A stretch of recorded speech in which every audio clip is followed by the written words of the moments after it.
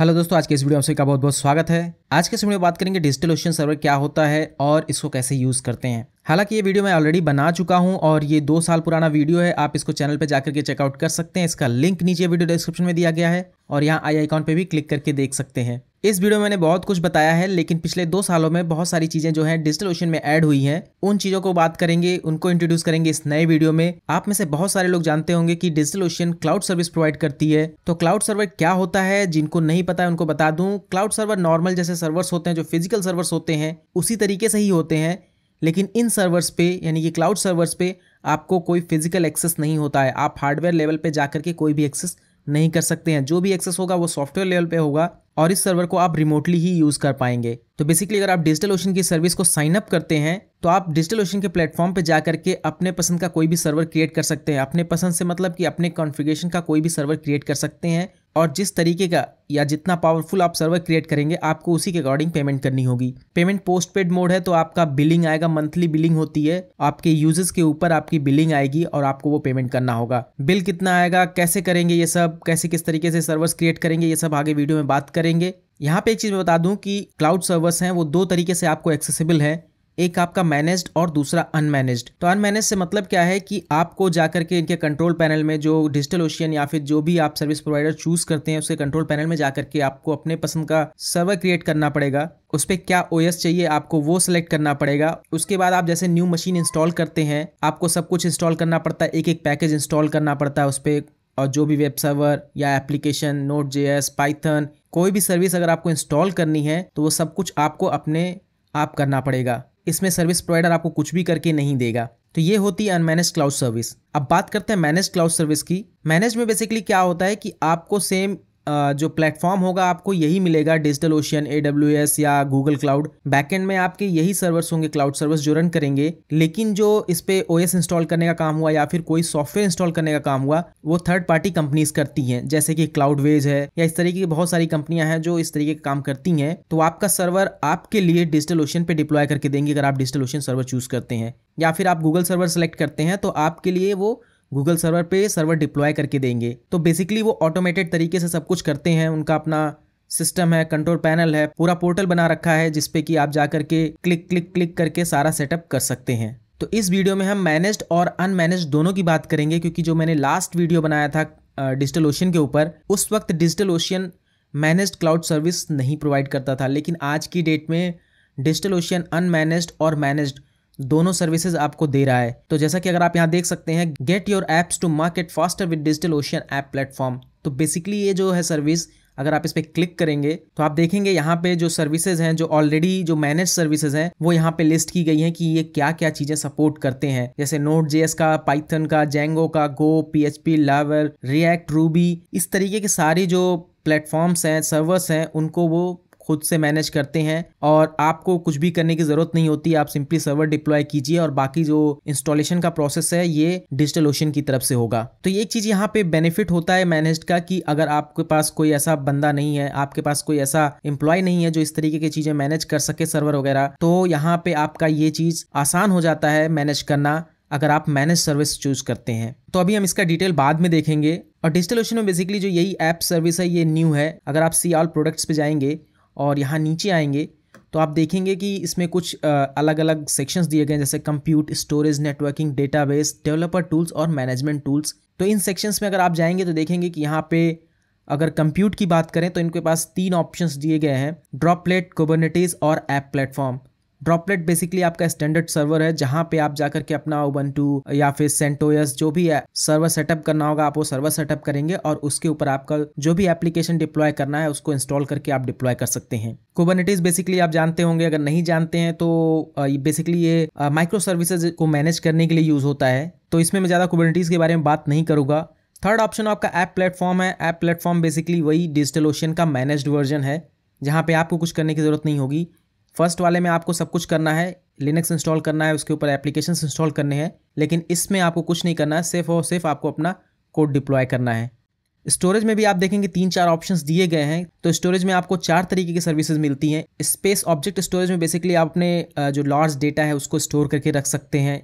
Space content delivery network जो है basically आपका CDN जो है, तो बेसिकली यहाँ से आप अपना CDN कंटेंट्स जो हैं वो डिलीवर कर सकते हैं। इसके अलावा आपका वॉल्यूम्स ब्लॉक स्टोरेज है, तो अगर आपके सर्वर में स्पेस कम पड़ता है तो आप एक्स्ट्रा स्टोरेज भी यहाँ से ऐड कर सकते हैं। लास्ट में यहाँ पे लोकल SSD दिया है। अगर आपको कोई लार्ज डेटा सेट प्रोसेस करना है तो आप SSDs का यूज़ कर सकते हैं। तो आपको पता है कि SSD जो है नॉर्मल HDD वगैरह से काफ़ी फास्ट होती हैं, तो आपको यहाँ पे परफॉर्मेंस अच्छी देखने को मिलेगी। नेटवर्किंग में बहुत सारे ऑप्शंस दिए गए हैं। क्लाउड फायरवॉल है, जैसे कि आपने जो सर्वर्स की इनकमिंग कनेक्शंस को फिल्टर कर सकते हैं या आउटगोइंग कनेक्शंस को फिल्टर कर सकते हैं। लोड बैलेंसर बेसिकली आपका मल्टीपल ड्रॉपलेट्स के बीच में लोड बैलेंसिंग कर सकते हैं, जिससे कि जो भी इनकमिंग ट्रैफिक्स है उनको प्रॉपरली आप रूट कर सकें लोड के बेस पे। इसके अलावा आपको VPC भी मिलता है, वर्चुअल प्राइवेट क्लाउड मिलता है। यहाँ पे आप अपना एक वर्चुअल प्राइवेट नेटवर्क भी क्रिएट कर सकते हैं।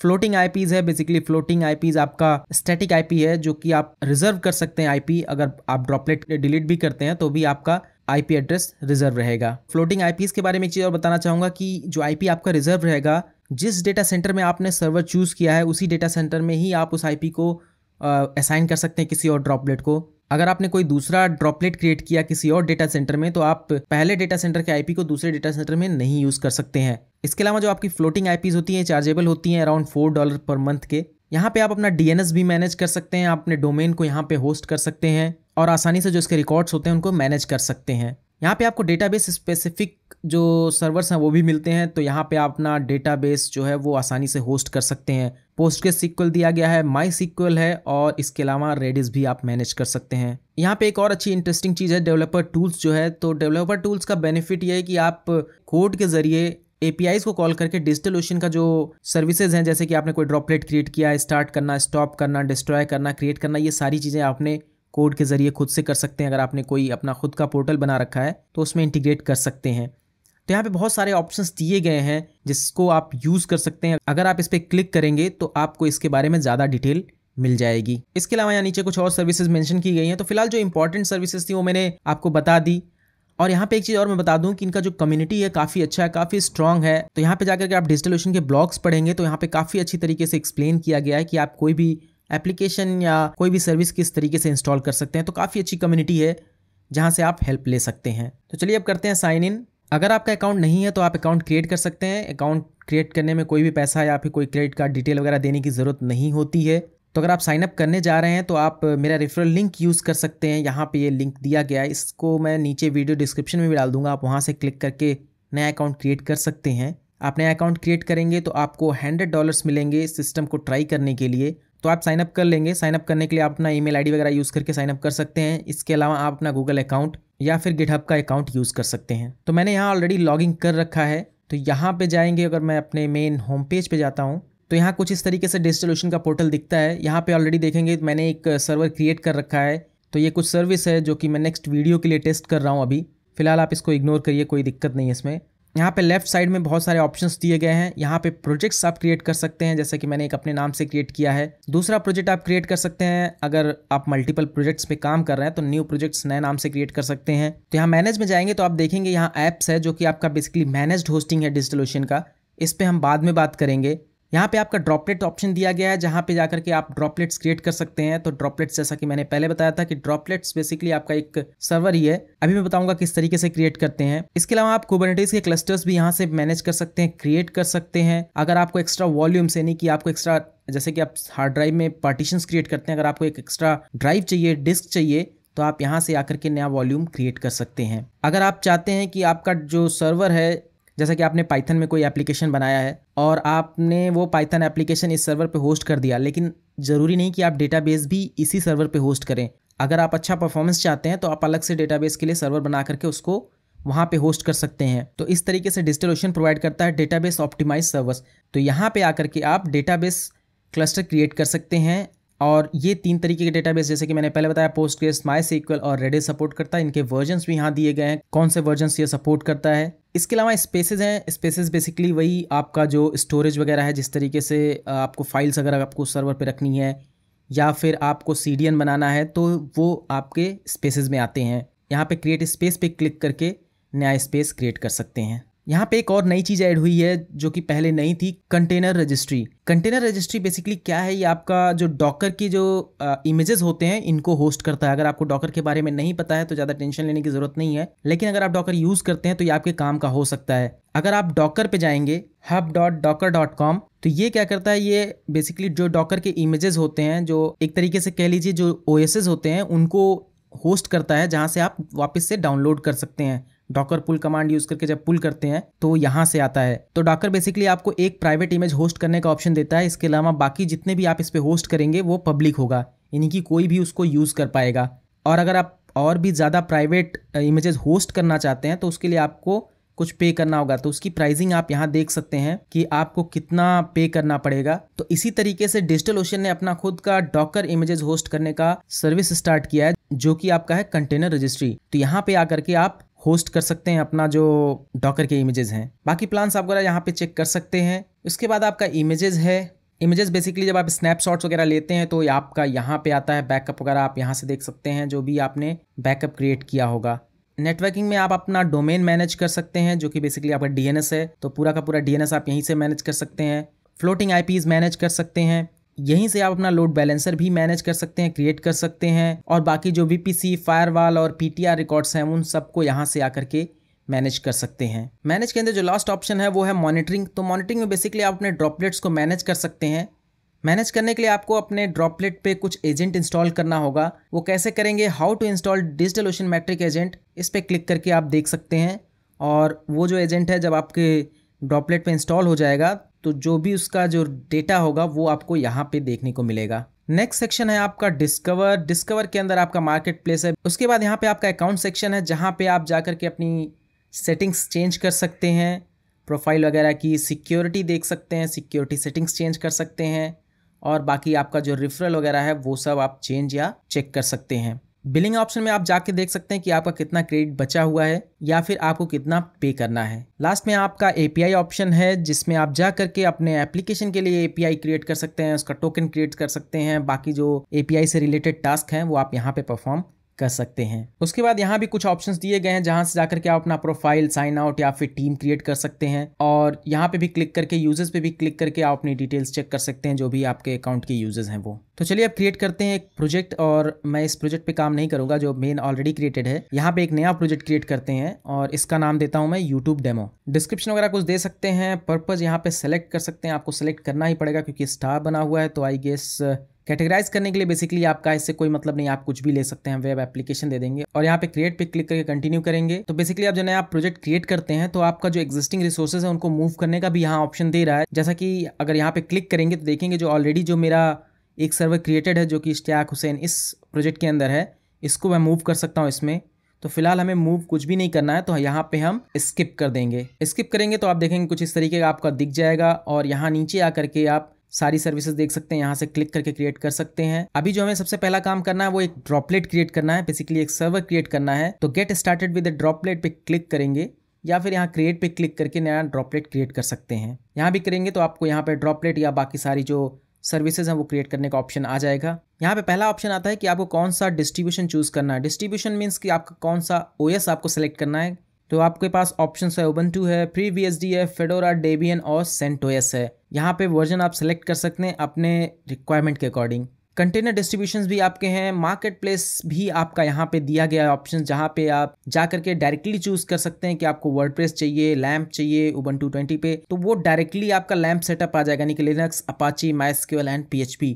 वर्डप्रेस चाहिए तो आपको डायरेक्टली इस पर क्लिक करके वर्डप्रेस इंस्टॉल कर सकते हैं, आपको कुछ और करने की जरूरत नहीं है। या फिर आपके पास ऑलरेडी कोई कस्टम इमेज है जो कि आपने पहले से क्रिएट करके एक्सपोर्ट करके रखा हुआ, उसको भी आप यहाँ पे ऐड कर सकते हैं। तो फिलहाल हम चलेंगे फ्रेश इंस्टॉलेशन के साथ। डिस्ट्रीब्यूशंस पे क्लिक करेंगे, उबंटू 2004 LTS वर्जन चूज करते हैं यहाँ पे। नेक्स्ट ऑप्शन आपके पास आता है कि कौन सा प्लान आपको लेना है। तो आप यहाँ पे प्लान देखेंगे तो यहाँ पे 2 कैटेगरी में डिवाइड है। पहला आपका शेयर्ड CPU है, दूसरा आपका डेडिकेटेड CPU। शेयर्ड में आपका बेसिक सिर्फ है और यहाँ नीचे आप प्लान देख सकते हैं कि $5 पर मंथ से स्टार्ट होकर के $80 पर मंथ तक जा रहा है। $5 में आपको 1 GB रैम और 1 CPU मिलेगा। तो ध्यान रखेंगे जो U1 CPU है ये शेयर्ड है। 25 GB जो आपका है SSD डिस्क मिलेगा, इसके अलावा 1 GB का जो है ट्रांसफर यानी कि बैंडविड्थ मिलेगा। इसी तरीके से आप बाकी के प्लान्स देख सकते हैं। आपने रिक्वायरमेंट के अकॉर्डिंग इस पे क्लिक करके आप वो प्लान चूज कर सकते हैं। अगर आपको डेडिकेटेड CPU चाहिए तो आपका पेमेंट थोड़ा ज्यादा हो जाएगा। अगर डेडिकेटेड में जनरल पर्पज में जाता हूं तो आप देखेंगे $60 पर मंथ से स्टार्ट हो रहा है और ये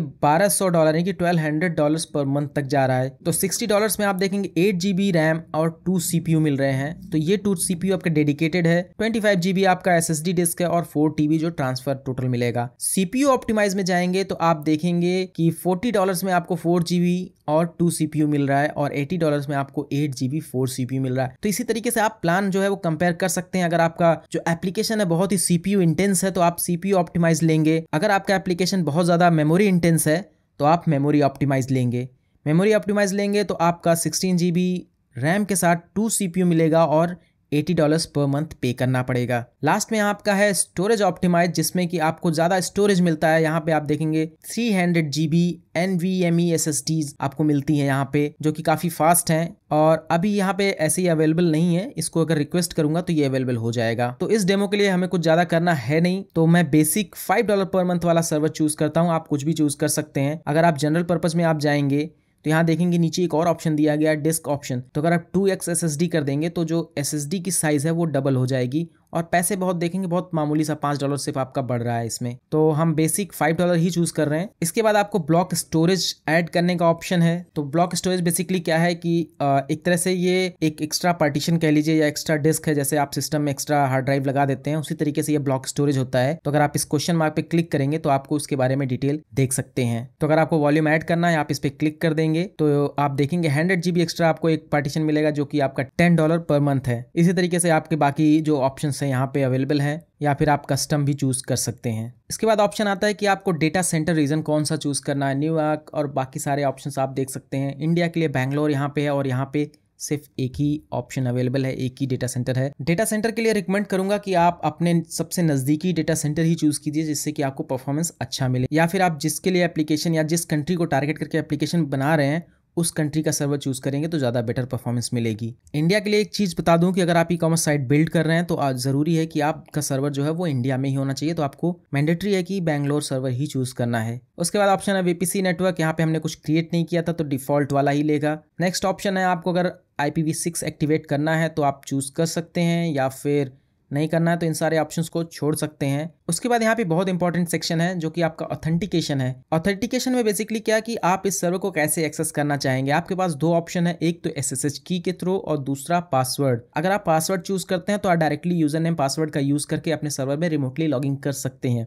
लेकिन ये रिकमेंडेड मेथड नहीं है। जैसा कि आप देख सकते हैं यहाँ पे लेस सिक्योर दे रहा है। किसी को भी अगर आपका पासवर्ड पता चल जाता है तो वो डायरेक्टली लॉगिन कर जाएगा। यहाँ पे जो सबसे रिकमेंडेड मेथड है वो SSH की है। तो आप यहाँ पे एक नया SSH की क्रिएट करके आप इसमें अपलोड कर देंगे, ऐड कर देंगे तो आप डायरेक्टली अपने सिस्टम से लॉगिन कर पाएंगे। जैसा कि आप देख सकते हैं यहाँ पे मेरे 3 की ऑलरेडी हैं, तो मैं इन तीनों में से कोई भी की सिलेक्ट कर सकता हूँ, या फिर मैं यहाँ न्यू SSH की पे क्लिक करके नया SSH की यहाँ पे कॉपी पेस्ट कर सकता हूँ। तो इस डेमो के लिए मैं यहाँ पे नया SSH की क्रिएट करके और इसमें पेस्ट करके दिखाता हूँ। क्रिएट करने का मेथड यहाँ पे साइड में आप देखेंगे दिया गया है। तो इस कमांड को कॉपी कर लेते हैं और ओपन करते हैं अपना टर्मिनल। अगर आपके पास टर्मिनल नहीं है तो आप विंडोज़ यूज़ कर रहे हैं तो इसके लिए मैं ऑलरेडी वीडियो बना चुका हूं कि आप किस तरीके से SSH की वगैरह जनरेट करेंगे। तो यहाँ पे अगर आप चैनल पे आएंगे, यहाँ पे देखेंगे how to use PuTTY to logging Linux server. इसमें मैंने एक्सप्लेन किया है कि किस तरीके से लिनक्स सर्वर में लॉगिन करने के लिए आप SSH की वगैरह जनरेट कर सकते हैं। आप इस वीडियो को जरूर देख लीजिए। इस वीडियो का लिंक नीचे वीडियो डिस्क्रिप्शन में दे दूंगा, या फिर आप यहाँ आई आइकॉन पे क्लिक करके भी चेक कर सकते हैं। इसमें मैंने अच्छे से एक्सप्लेन किया है कि विंडोज में किस तरीके से आप लॉगिन कर सकते हैं और SSH की वगैरह जनरेट कर सकते हैं। आपको प्रॉब्लम नहीं आएगी, आप इस वीडियो को जरूर देखें, मैं रिकमेंड करूंगा। बाकी अगर आप लिनक्स यूज कर रहे हैं या फिर मैक यूज कर रहे हैं तो सेम मेथड है जो मैं अभी करने जा रहा हूँ। जैसे कि मैंने यहाँ न्यू SSH की पे क्लिक किया, इसको कॉपी किया, SSH-keygen ये बेसिकली कमांड है जिससे कि हम नया SSH की जनरेट करेंगे। टर्मिनल ओपन करेंगे और इसको थोड़ा सा मैं बड़ा कर लेता हूँ। यहाँ पे ला करके मैंने वो कमांड पेस्ट कर दिया और इंटर प्रेस कर देंगे। तो यहाँ पे ये डिफॉल्ट लोकेशन दे रहा है कि इस लोकेशन पे ये की जो है वो सेव होगा। तो फिलहाल के लिए मैं इस लोकेशन पे ना करके मैं इसको किसी और लोकेशन पे सेव करता हूँ डेमोन्स्ट्रेशन के लिए। तो मैं इसको सेव करना चाहूँगा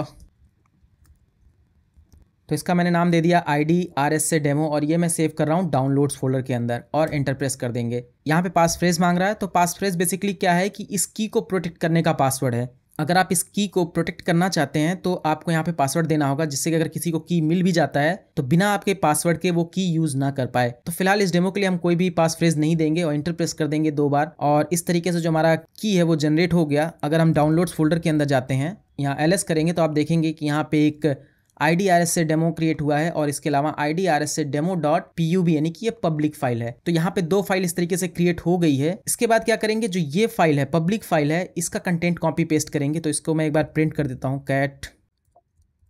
ये फाइल आप किसी को भी दे सकते हैं, लेकिन इस फाइल को जो कि आपका प्राइवेट फाइल है जिसमें कुछ भी नहीं लगा हुआ है, इसको आप किसी को भी नहीं देंगे। ये सिक्योर रहना चाहिए। अगर किसी को ये मिल जाएगा तो आपके सर्वर में वो लॉगिन कर पाएगा। तो फिलहाल मैं अपना ये की कॉपी करता हूँ यहाँ से और चलते हैं अपने डिजिटल सर्वर पे और यहाँ पे ला करके मैं यहाँ पेस्ट कर देता हूँ और इसको कुछ नेम दे देता हूँ। मैं यूट्यूब डेमो कर देता हूँ और ऐड SSH की पे क्लिक। तो इस तरीके से आप देखेंगे यूट्यूब डेमो मेरा जो है वो ऐड हो गया की। और इसको यहाँ से अगर इस तरीके से तो आप इसको सेलेक्ट कर लेंगे। अगर सेलेक्ट नहीं करेंगे तो आप ये जो सर्वर है वो एक्सेस नहीं कर पाएंगे इस की से। नेक्स्ट आपका ऑप्शन है कि कितने ड्रॉपलेट्स क्रिएट करना चाहते हैं। अगर आप मल्टीपल ड्रॉपलेट्स क्रिएट करना चाहते हैं तो डायरेक्टली यहाँ नंबर्स बढ़ा करके आप ड्रॉपलेट्स क्रिएट कर सकते हैं। फिलहाल हमारे केस में हमको सिर्फ एक ही ड्रॉपलेट क्रिएट करना है, तो हम एक यहाँ सेलेक्ट करके आगे बढ़ते हैं। यहाँ पे ऑप्शन है टैग ऐड करने का। अगर आप बहुत सारे ड्रॉपलेट्स क्रिएट किए हुए हैं और आप चाहते हैं आसानी से फिल्टर करना और मैनेज करना, तो ये बेटर है तरीका है कि आप उनको टैग्स दे दें, जिससे कि आपको पता रहे कि कौन सा सर्व ड्रॉपलेट जो है वो किस पर्पज़ के लिए यूज़ हो रहा है। तो फिलहाल हमारे केस में इस यहाँ पे कुछ नहीं, मैं यहाँ पे यूट्यूब डेमो ही दे देता हूँ। तो मैंने यहाँ पे 2 कीवर्ड ऐड कर दिए, यूट्यूब और डेमो। इसके बाद हमें प्रोजेक्ट सेलेक्ट करना है। हालांकि मैं ऑलरेडी उसी प्रोजेक्ट में था तो यहाँ पे ऑप्शन दे रहा है, लेकिन अगर मैं चाहता हूँ किसी और प्रोजेक्ट में तो यहाँ पे चूज कर सकता हूँ दूसरा कोई प्रोजेक्ट। उसके बाद ऑप्शन आता है कि आप यहाँ पे बैकअप ऐड कर सकते हैं। अगर आप प्रोडक्शन सर्वर सेटअप कर रहे हैं तो मैं रिकमेंड करूंगा कि आप बैकअप जरूर इनेबल कीजिए। हालांकि इसकी प्राइसिंग बहुत ज़्यादा नहीं है, आप यहाँ देख सकते हैं इसकी प्राइसिंग। तो आप इसको यूज़ कर सकते हैं जिससे कि आपका जो सिस्टम है वो सेफ रहेगा। इनकेस अगर आपके लाइव सर्वर में कुछ इशू आता है तो आप इस बैकअप से फौरन उसको रिस्टोर कर सकते हैं। हमारे केस में डेमो है तो हम यहाँ पे बैकअप इनेबल नहीं करेंगे। और फाइनली यहाँ पे क्लिक करना होगा क्रिएट ड्रॉपलेट बटन पे। क्लिक करेंगे, थोड़ा देर वेट करेंगे, सर्वर थोड़ी देर में सेटअप होके वो रेडी हो जाएगा। तो वीडियो को करते हैं फास्ट फॉरवर्ड और मिलते हैं इस सेटअप के कंप्लीट होने के बाद। तो यहाँ पे जो हमारा सर्वर वो क्रिएट हो चुका है और यहाँ पे आईपी भी हमको मिल गई। अगर आईपी को हम यहाँ एक्सेस करने की कोशिश करते हैं तो आप देखेंगे कि साइट कांट बी रीच करके एरर आ रहा है। तो बेसिकली अभी हमने कुछ भी इंस्टॉल किया नहीं है, हमारा सिर्फ सर्वर स्टार्ट हुआ है, सिर्फ Ubuntu फ्रेश है, उसमें कोई भी वेब सर्वर नहीं है। तो अभी हमको करना क्या है, इस आईपी को करना है कॉपी और चलते हैं हम अपने टर्मिनल पे और यहाँ के इसको क्लियर कर देते हैं। तो टर्मिनल पे आने के बाद अगर यहाँ पे PWD करते हैं तो देखेंगे हम डाउनलोड्स फोल्डर के अंदर है और यहाँ पे IDRS से हमारा जो पब्लिक फाइल है और प्राइवेट फाइल है दोनों पड़ा हुआ है। तो अभी हमको करना होगा SSH और यहाँ पे करना होगा रूट और उसके बाद हमें IP एड्रेस अपना पेस्ट करना होगा। इसके बाद हमको देना होगा अपना जो प्राइवेट की है वो, तो -i के साथ हम किसको प्रोवाइड करते हैं ID_RSA_demo। इतना करने के बाद एंटर प्रेस करेंगे और थोड़ी देर में देखेंगे आप जो सर्वर है वो उसमें लॉगिन कर गए और आप यहाँ देख सकते हैं, इसको वेरीफाई कर सकते हैं इस सर्वर नेम से। तो इस तरीके से हम अपने सर्वर में लॉगिन हो गए।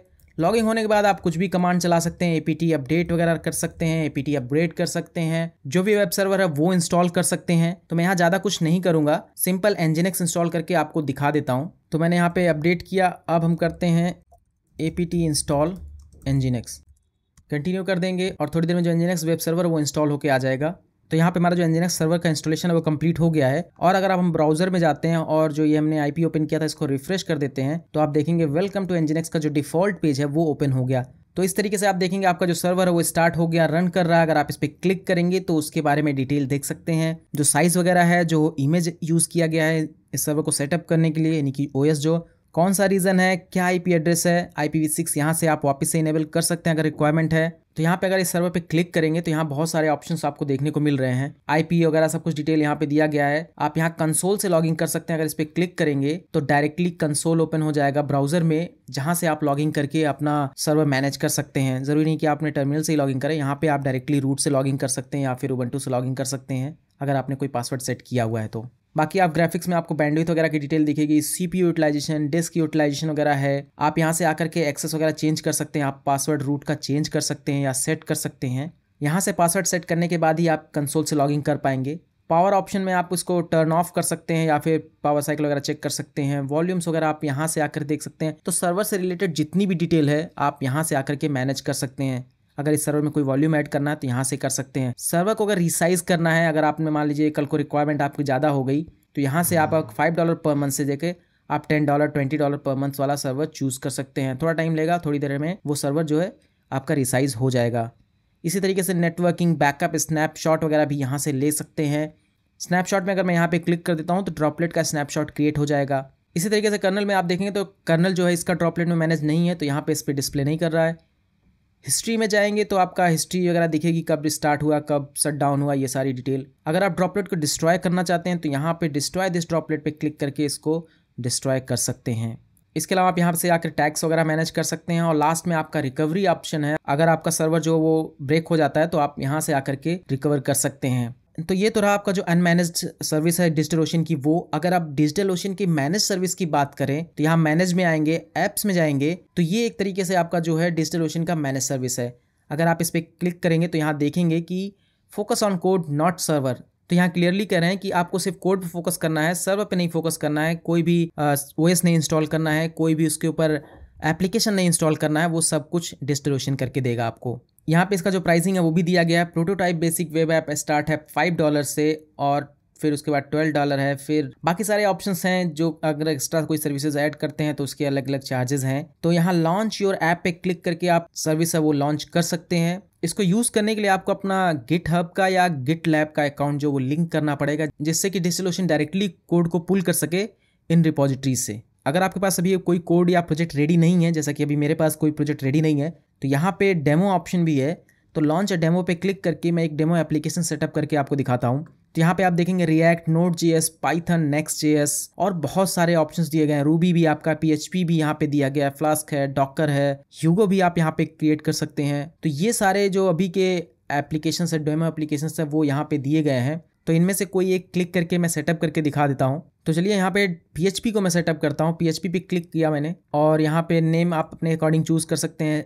यहाँ पे एक चीज़ है कि रीजन आपका सारे अवेलेबल नहीं होंगे, इसका मतलब कि इन रीजन्स पे आप जो ये ऐप्स है वो डिप्लॉय नहीं कर सकते, तो आपको इन्हीं में से कोई एक चूज करना पड़ेगा। तो चलिए हम न्यूयॉर्क चूज करते हैं और जैसा कि यहाँ पे देख सकते हैं ब्रांच है। अगर आपका गिट रिपोजिटरी है और तो उसमें मल्टीपल ब्रांच होंगे तो आप यहाँ से चूज कर सकते हैं कौन सा ब्रांच आपको इस सर्विस पे डिप्लॉय करना है। मेन ब्रांच यहाँ सेलेक्ट करके नेक्स्ट किया तो यहाँ पे आपका नेक्स्ट ऑप्शन आ गया कि PHP डिटेक्टेड और वेब सर्विस है या स्टैटिक साइट है, आपको टाइप चूज करना है। रूट वगैरह आप यहाँ से आके एडिट कर सकते हैं। तो ये आपके प्रोजेक्ट के अकॉर्डिंग ही होगा, जिस तरीके से आपका प्रोजेक्ट होगा उसी के अकॉर्डिंग ये सारे जो ऑप्शंस हैं वो चेंज होंगे। अगर आप डेटाबेस ऐड करना चाहते हैं तो यहाँ पे क्लिक करके ऐड कर सकते हैं। फिलहाल डेमो के लिए नेक्स्ट करते हैं और उसके बाद आपको चूज़ करना होगा अपना प्लान। तो यहाँ पे प्लान मैं $5 वाला लेता हूँ, क्योंकि जो स्टार्टर वाले में आप देखेंगे यहाँ पे कुछ भी नहीं है, सिर्फ स्टैटिक साइट्स के लिए जो फ्री वाला प्लान है वो है। बेसिक या प्रो आपको चूज़ करना है अगर आप नोड.js, PHP या इस तरीके कोई भी सर्विसेज यूज़ करना चाहते हैं। यहाँ पे कंटेनर्स की साइज़ है तो आपको $5, $10, $20 और $40 का ऑप्शन है। तो यहाँ पे आप $10 पर मंथ या $5 पर मंथ वाला चूज़ कर सकते हैं अपने नीड के अकॉर्डिंग। हालांकि आप देखेंगे यहाँ बहुत ज़्यादा ऑप्शंस नहीं दिए गए हैं, लेकिन कुछ कुछ ऑप्शंस हैं और आई थिंक धीरे धीरे ये सारे ऑप्शंस बढ़ेंगे ही, कम नहीं होंगे। उसके बाद यहाँ पे लॉन्च बेसिक ऐप पे क्लिक कर देता हूँ और यहाँ मंथली कॉस्ट आप देखेंगे $5 दिखा रहा है। और यहाँ पे देखेंगे जो सर्विस है वो बिल्ड होना स्टार्ट हो गई है, थोड़ा देर वेट करेंगे। यहाँ व्यू लॉग्स पे क्लिक करके हम लॉग्स भी चेक करते रहते हैं। तो आप देखेंगे ये बेसिकली डॉकर कंटेनर में ही डिप्लॉय कर रहा है जो भी आपका एप्लीकेशन है। और फाइनली डिप्लॉयड सक्सेसफुली का आपको मैसेज आ जाएगा और इससे आपका जो एप्लीकेशन है वो सक्सेसफुली डिप्लॉय हो गया है। और यहाँ लॉग आकर भी नीचे चेक कर सकते हैं। एप्लीकेशन जो आपका पोर्ट 8080 पे रन कर रहा है, HTTPD सर्वर स्टार्ट हो गया है। लॉग से आप ये सब चीज़ें चेक कर सकते हैं। अगर लाइव ऐप पे यहाँ पे क्लिक करेंगे तो जो आपका एप्लीकेशन है वो आप देखेंगे लॉन्च हो जाएगा और ये उसका URL है। तो इस तरीके से आपका डेमो टेक्स्ट आ गया है। यहाँ पे कुछ ऑप्शंस दिए गए हैं, ओवरव्यू वगैरह है जिसमें आप जा करके चेक कर सकते हैं रैम CPU कितना ले रहा है, हेल्थ चेक कर सकते हैं, इनसाइट को देख सकते हैं। अगर आपका कोई एप्लीकेशन रन कर रहा है उस पर क्लिक करके उसकी बाकी की जो डिटेल्स हैं वो आप चेक कर सकते हैं, जैसे कि CPU कितना यूटिलाइजेशन हो रहा है, किस किस टाइम पे है, पूरा मैट्रिक्स आपको दिखेगा इसका। डिप्लॉयमेंट्स वगैरह की डिटेल आपका है। लॉग है यहाँ पे जो एक्चुअली जो सर्वर रन कर रहा है उसका लॉग आपको दिखेगा। अगर मैं यहाँ से कुछ भी एक्सेस करता हूँ तो वो लॉग हमें यहाँ पे देखने को मिलेगा। कंसोल है। कंपोनेंट्स में यहाँ पे आप देखेंगे तो बहुत सारी चीज़ें आपको देखने को मिलेगी। यहाँ से जाकर के आप स्केल कर सकते हैं इसके अलावा बहुत सारे जो सर्विसेज सबको ऑलमोस्ट एडिट करने का ऑप्शन यहाँ दे रहा है। और लास्ट में यहाँ पे आप डिस्ट्रॉय भी कर सकते हैं। अगर आप इसको रोकना चाहते हैं, बंद करना चाहते हैं, तो यहाँ से आप डिस्ट्रॉय कर सकते हैं, इसको ख़त्म कर सकते हैं, तो पूरी तरीके से ये चला जाएगा। सेटिंग्स में कुछ और ऑप्शंस आपको दिए गए हैं, जैसे कि ये कहाँ पे किस रीजन में होस्टेड है, क्या प्लान वगैरह है, डोमेन वगैरह जो है इसका अभी आप देखेंगे ये अजीब सा बड़ा सा डोमेन दिया हुआ है। तो आप यहाँ एडिट पे क्लिक करके आप डोमेन अपने पसंद का ऐड कर सकते हैं, जो भी आपका अपना डोमेन होगा उसको ऐड कर सकते हैं। और लास्ट में जो है वो डिस्ट्रॉय करने का ऑप्शन है, तो ये पूरा का पूरा जो ऐप है वो डिस्ट्रॉय हो जाएगा। कुछ भी कंपोनेंट जो भी यहाँ से, तो बेसिकली आपका डिस्ट्रॉय करेंगे तो सिर्फ कंपोनेंट डिस्ट्रॉय होगा, लेकिन यहाँ से डिस्ट्रॉय करेंगे तो पूरा का पूरा ऐप ही आपका जो वो डिस्ट्रॉय हो जाएगा। तो फिलहाल अभी हमको इस ऐप की ज़रूरत नहीं है, तो इसको हम कर देते हैं डिस्ट्रॉय। सेटिंग्स में जाएंगे और यहाँ पे डिस्ट्रॉय पे क्लिक करके और यहाँ पे हमको नाम देना होगा sample-php और डिस्ट्रॉय पे क्लिक कर देंगे, तो ये ऐप जो है वो पूरी तरीके से डिस्ट्रॉय हो जाएगा। तो इस तरीके से जो हमारा ऐप है वो डिस्ट्रॉय हो गया है। अभी कोई बिलिंग नहीं होगी। अगर आप कोई चीज़ स्टॉप करते हैं तो उससे आपका बिलिंग नहीं रुकता है। ये चीज़ मैं पहले बताना भूल गया था।